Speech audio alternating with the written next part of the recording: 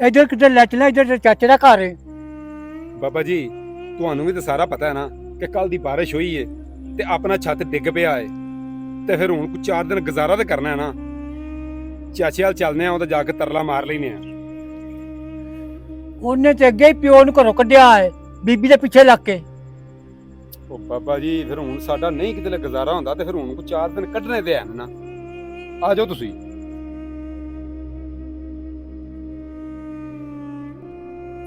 अस्सलाम वालेकुम पुत्रा, की हाल है? वालेकुम सलाम। आओ चाचा जी बवो। तो खैर ही अज मुंडा एडा भरे अज किधर आए हो? ਚਾਚੇ ਦਾ ਪੁੱਤਰਾ ਫਿਰ ਮੈਂ ਇੱਕ ਛੋਟੀ ਜੀ ਗੱਲ ਕਰਨੀ ਸੀ।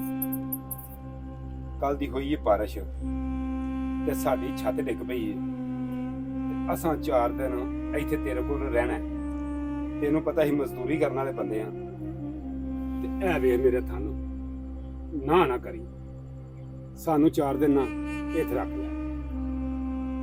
चाचा जी मैं तुहानू रख दे लवां पर मैनू एक बारी अपनी बीबी को पूछना पैना है, वो बड़ी साहत दई है। चलो पूछ ले पुत्रा, जिवें तेरी मर्जी है। जे वो मन्नी तो मैं तुहानू रख लां, मेरी कोई नकारी नहीं है। मैं पूछ के आया, तुसी बवो। ठीक है पुत्रा, इत्थे लहर ते आंदा ही, मैनू नहीं उम्मीद है सानू इत्थे रखे। ਬਾਬਾ ਜੀ ਸਾਡੇ ਉਹ ਚਾਚੇ ਦਾ ਪੁੱਤਰ ਹੈ ਤੇ ਮੈਨੂੰ ਬੜੀ ਉਮੀਦ ਹੈ। ਮੈਂ ਤੁਹਾਡੇ ਸਾਹਮਣੇ ਬਾਬਾ ਜੀ ਉਹਦੇ ਅੱਗੇ ਹੱਥ ਵੀ ਜੋੜੇ ਨੇ। ਮੈਂ ਕਿਹਾ ਨਾ ਕਰੀ ਤੇ ਮੈਨੂੰ ਬੜੀ ਉਮੀਦ ਹੈ ਕਿ ਸਾਨੂੰ ਇੱਥੇ ਰੱਖ ਲੇਗਾ। पर ਉਹਦੀ ਬੀਬੀ ਬੜੀ ਸਾਹਤ ਹੈ। ਚਲੋ ਬਾਬਾ ਜੀ ਆਉਂਦਾ ਤਾਂ ਪਤਾ ਲੱਗ ਜਾਂਦਾ ਹੈ। ठीक है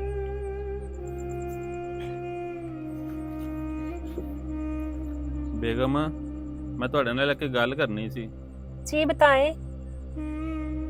मेरा चाचा ते ओहदा पुत्तर दोवें आए ने। ਉਹ ਆਂਦੇ ਨੇ ਕਿ ਸਾਡੀ ਕੱਲ ਦੀ ਬਾਰਿਸ਼ 'ਚ ਛੱਤ ਡਿੱਗ ਪਈ ਏ ਤੇ ਅਸਾਂ ਇੱਥੇ 4 ਦਿਨ ਰਹਿਣਾ ਹੈ ਤੇ ਮੈਂ ਉਹਨਾਂ ਨੂੰ ਆਖ ਕੇ ਆਇਆ ਮੈਂ ਆਪਣੀ ਬੇਗਮ ਤੋਂ ਪੁੱਛਣ ਤੋਂ ਬਗੈਰ ਨਹੀਂ ਤੁਹਾਨੂੰ ਰੱਖ ਸਕਦਾ। आपको पता है ना मैं घर में अपने सोरे को रख के राजी नहीं हूँ, तो आपके चाची और उसके पुत्र को कैसे रखूंगी?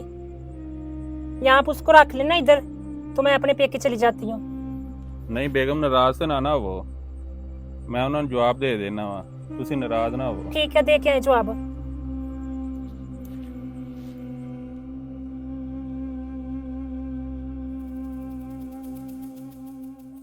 ਚਾਚਾ ਜੀ ਭਰਾਵਾ ਗੁੱਸਾ ਨਾ ਕਰਿਆ ਜੇ, ਮੇਰੀ ਬੇਗਮ ਨਹੀਂ ਮੰਨਦੀ। ਉਹ ਆਂਦੀ ਮੈਂ ਸਹੁਰੇ ਨੂੰ ਘਰ ਰੱਖਿਆ ਤੇ ਇਹਨਾਂ ਨੂੰ ਮੈਂ ਕਿੱਥੇ ਰੱਖਾਂ? ਜੇ ਇਹਨਾਂ ਨੂੰ ਤੂੰ ਰੱਖਣਾ ਹੀ ਨਾ ਤੂੰ ਆਂਦੀ ਮੈਂ ਟੁਰ ਚੱਲੀ ਆ। ਤੁਹਾਡੀ ਮਿਹਰਬਾਨੀ, ਮੈਂ ਮਜਬੂਰ ਆ, ਮੇਰਾ ਘਰ ਉਜੜਦਾ।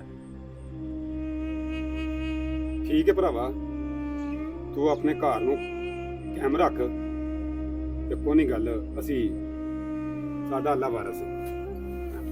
ਬਾਬਾ ਜੀ ਆ ਜਾਓ। चलो